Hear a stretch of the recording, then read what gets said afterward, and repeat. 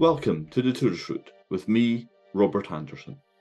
In this episode, I am visiting Barcelona, the vibrant capital of Catalonia and Spain's second largest city.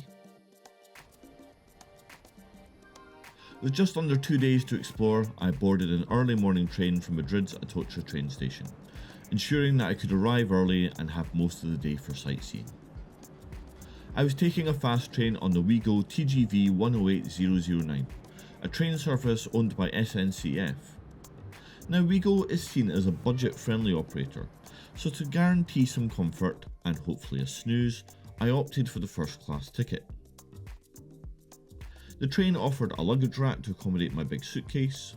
The seating arrangements featured both single and double configurations, some including tables. Each seat was equipped with a power socket, a reading light,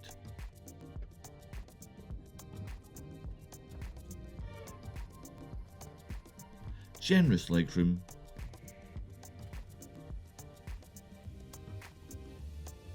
ample overhead storage space, handy coat hooks, and a decently sized tray table, complete with a metal clip, which I assume is to hold your ticket. There was no complimentary in-seat dining service on board, so I quickly dozed off in my reclining seat.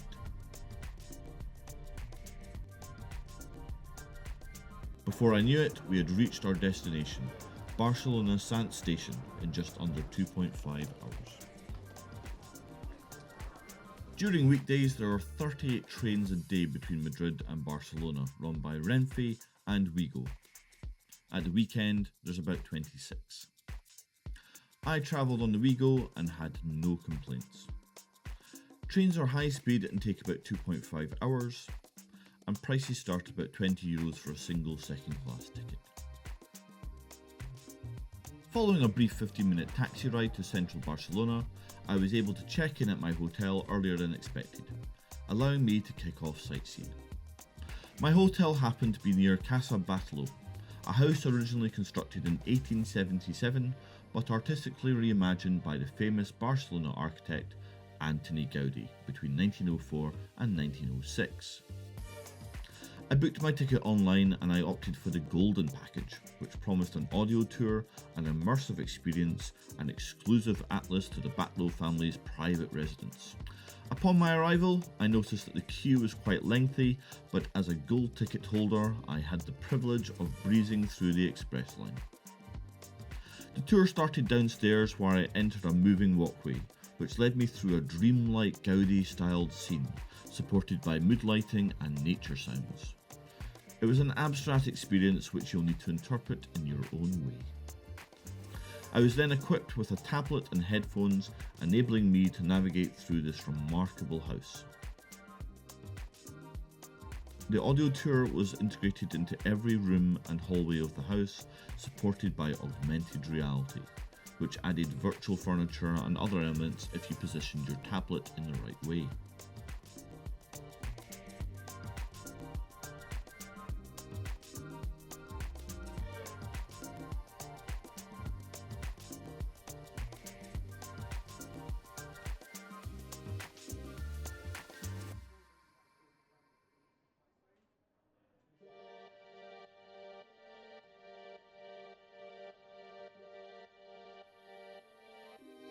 The private residence of the Batllos was included with my golden ticket, and it felt like a scene from a 1920s movie. A studio apartment with elegant Gaudí designed furniture.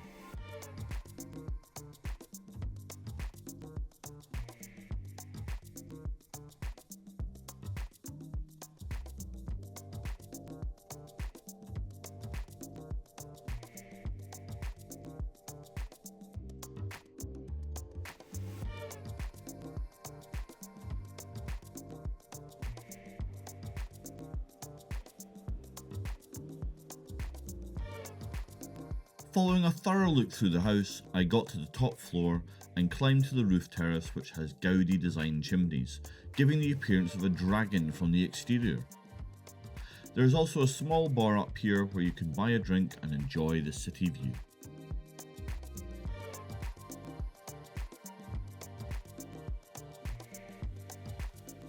Before making your exit, be sure not to overlook the Gaudi Cube, where you are ushered into a room where the walls, ceiling and floor are all video screens.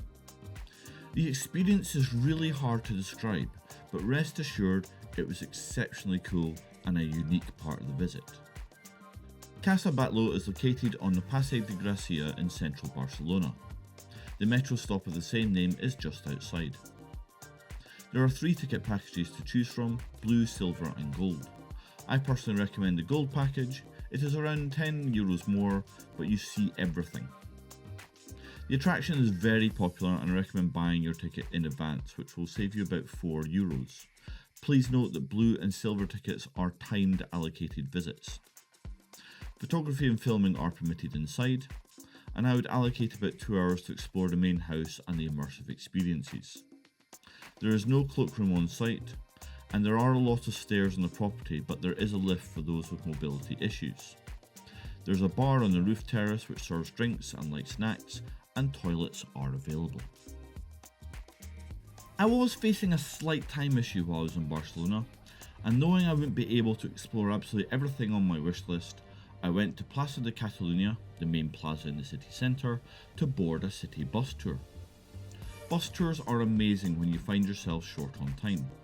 They offer a look at the key points of a city, allowing you to hop on and hop off at your leisure, without having to worry about public transport.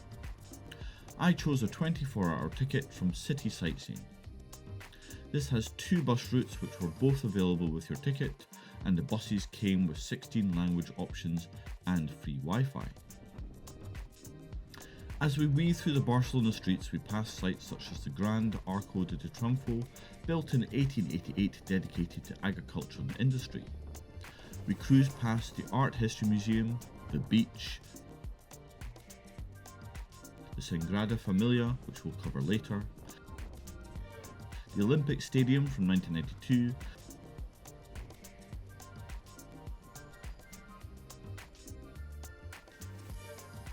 and the famous Nou Camp, the home ground of Barcelona FC, which is currently going through a rebuild. And that's just a small taste of the stops. These bus routes have you covered when it comes to the must-see sites in Barcelona. For those of you who want more detail, I've shared some useful links on the Barcelona page on the touristroute.com. There are 2 bus tours in Barcelona. I opted for the City Sightseeing tour, which has 2 lines covering most of the city. City Tour Barcelona is also available. There are 24 and 48-hour tickets, which will allow you to hop on and hop off each line as much as you like. There are also ticket upgrades you can choose, which include a catamaran cruise and the Montjuïc cable car. Both have free Wi-Fi on board, and each route takes about 2 to 2.5 hours to do their respective circuits of the city. When you find yourself in Barcelona, there's one place that stands head and shoulders above the rest: the awe-inspiring Sagrada Familia, a renowned church masterfully designed by Barcelona's favourite son, Antoni Gaudí. The story of its construction began way back in 1882, and believe it or not, it's still a work in progress today. The inside is now complete, but the towers are still being finished. As you approach, the first step is clearing security. Well, that was a cavity search and a half. I've just had the most thorough investigation of my bags and person I've ever had in my life.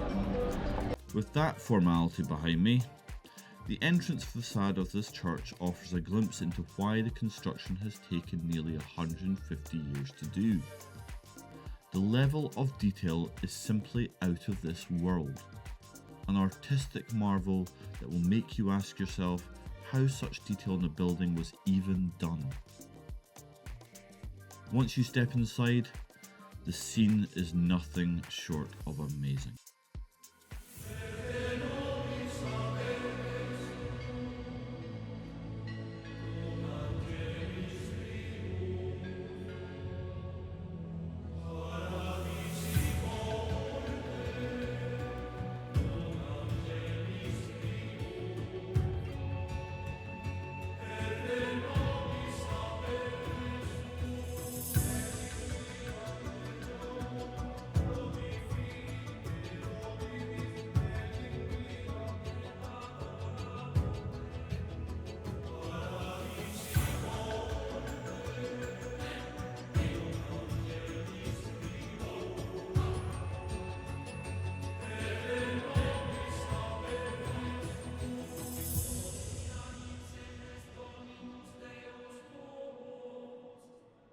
The stone columns with the kaleidoscope of colour streaming through the stained glass windows create a very spiritual experience. Probably what they were going for, being a church. It's one of those places where you can take countless photos and videos, yet still fail to capture the true beauty and the experience you get. Inside rooms, you can see bespoke furniture, personally designed by Gaudi for the church.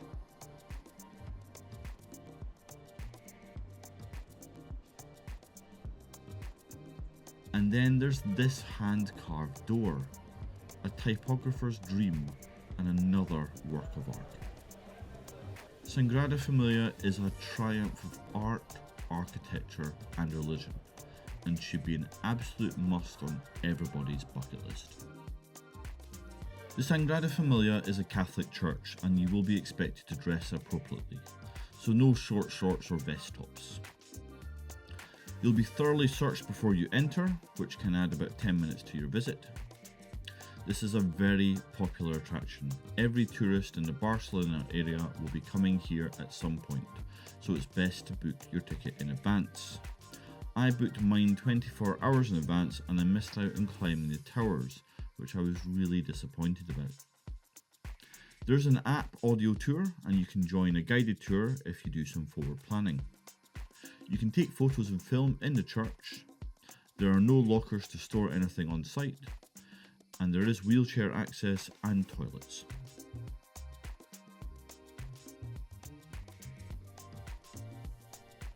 I decided to leave the city bus tour at Park Güell, a city park that was brought to life by Gaudi. Are you seeing the theme of my 2 days yet? If you leave the city bus tour, the stop will be at Avinguada a la Domari de Du de Montserrat. The entrance from here is 10 minutes up a very steep hill, which can be quite challenging, especially on a hot day. This park, dating back to 1900, is perched atop Carmel Hill, featuring a remarkable blend of man-made caverns, scenic viewpoints and architecturally fascinating structures sprinkled throughout, all in the Gaudi style.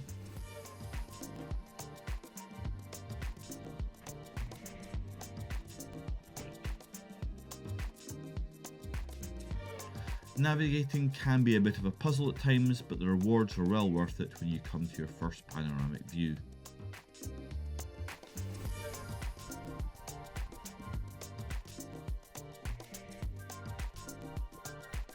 The park's central area opens up to a grand space, surrounded by a beautifully tiled winding wall that borders the best view in the park.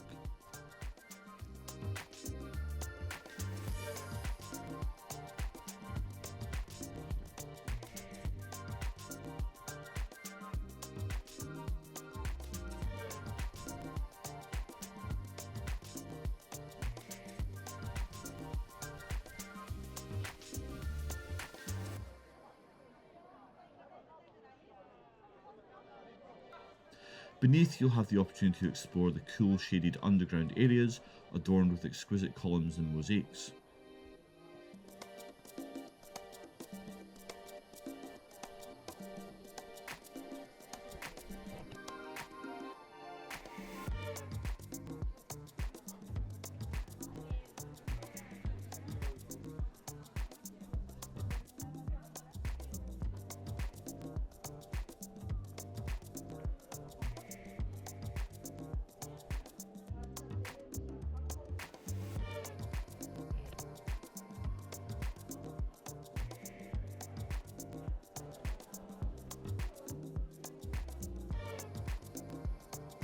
As you conclude your visit, at the main entrance, you'll climb down the monumental staircase, which is adorned with unmistakably Gaudi-inspired tiles and statues. It's worth noting that Park Güell wasn't an immediate success when it first opened, but that has certainly changed. If you're seeking an outdoor Gaudi experience complete with cityscapes, a nice walk and the odd shaded area with a water fountain, this makes for a perfect afternoon activity.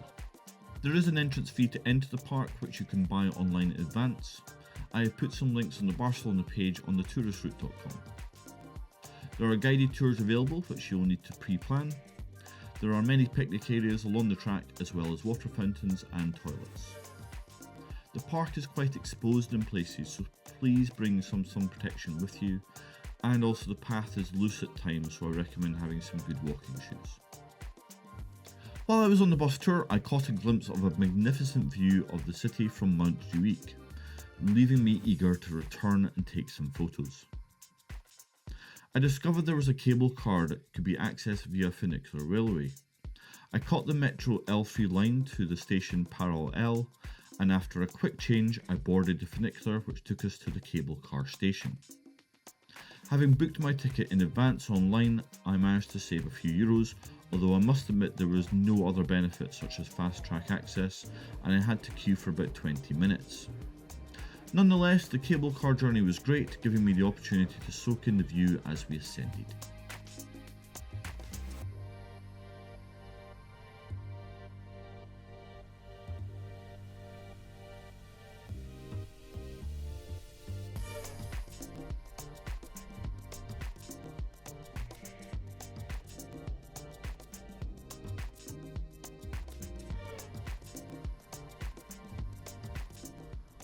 Upon reaching the top, I found myself outside Montjuïc Castle and its surrounding park. I walked around and firstly came across a view of the port, which was interesting, but when you've seen one shipping container, you've seen them all. My main objective was to see the panoramic city view. Unimaginably, much of the city views were obstructed by trees. I walked around trying to find a clearing, but every view seemed to be blocked. The castle had a very high wall which I assumed would show a great view, but in that moment I didn't feel I should have to give additional money for something I thought I'd already paid for. I was later told that there are viewpoints, but none were near to the cable car station or signposted that I could see.